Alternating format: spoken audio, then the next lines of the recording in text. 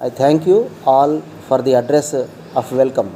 I am here on my first official visit after assuming office. It is very kind of the people of Madras to show their regard for the office of the president. I think that it is as it should be intended for the office of the president who is supposed to represent the whole country and to serve all equally.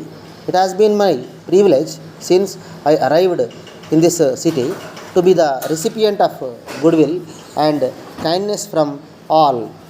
I have no doubt that it is intended to strengthen the position of the head of state so far as the country is concerned.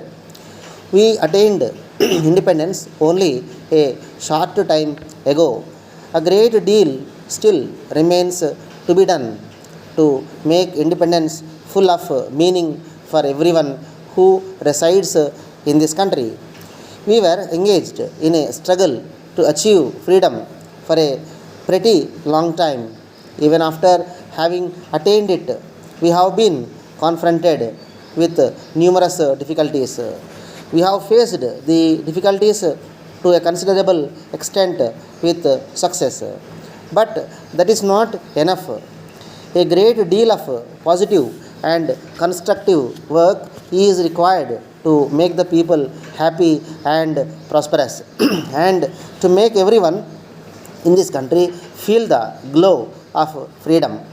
I think fighting for independence was not as difficult as is working for the good of the people. While we were engaged in the struggle against a foreign power, we could get the assistance of all classes and groups of people who were in favor of independence. That was one kind of work and had its own rewards. It brought a certain amount of suffering and sacrifice which were borne by one's own choice. A certain amount of publicity also went with that sacrifice. Here, in this constructive work, we have a different kind of this to do. No doubt, independence has brought with it many positions which we can occupy now, but which we could not aspire to in the past. We can make ourselves more comfortable and more prosperous. But the man who wants to devote himself to the quiet service of the country has less reward by way of publicity and headlines in newspapers. In fact, this is what the country needs today. We want our big politicians to conduct the affairs of the state. Apart from them, however, we want a large body of workers who will silently and quietly work day and night with the sole objective of servicing the common man. Unless the country can produce a large number of such workers, the real object of winning independence will not be attained. Many years ago, I had the opportunity of traveling with an Englishman who was holding high position in this country as an educationist.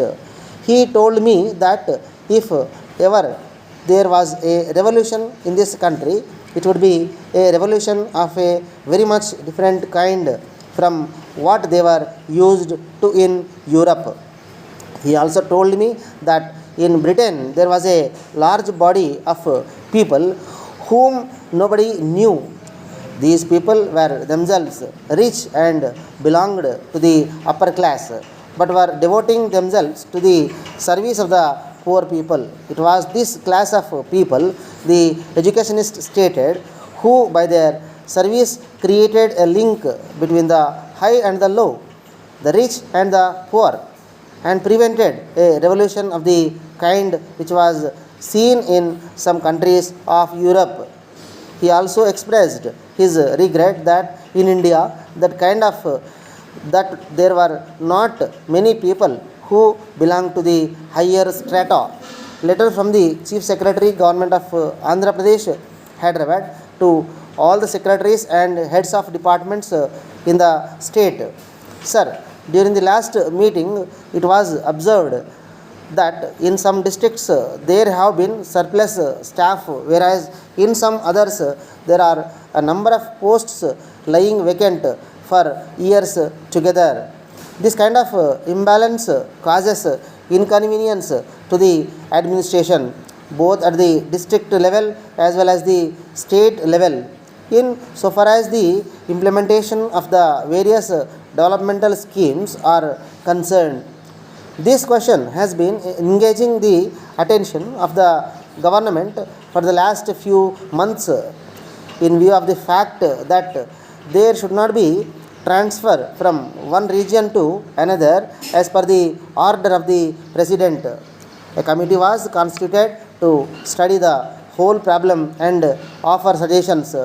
One of the recommendations is to completely erase the restrictions on inter-regional transfers, treating the entire state as one region. This would not only facilitate deployment of the surplus staff of one place to another where their services are most required. The government has accepted this suggestion and issued orders for mobilization of the excess staff to the areas of deficit. The heads of departments have been delegated with the necessary powers to effect transfers using their discretion. The process is to be completed within the next 6 months of the current year. I request you to give wide publicity to the orders. Yours sincerely.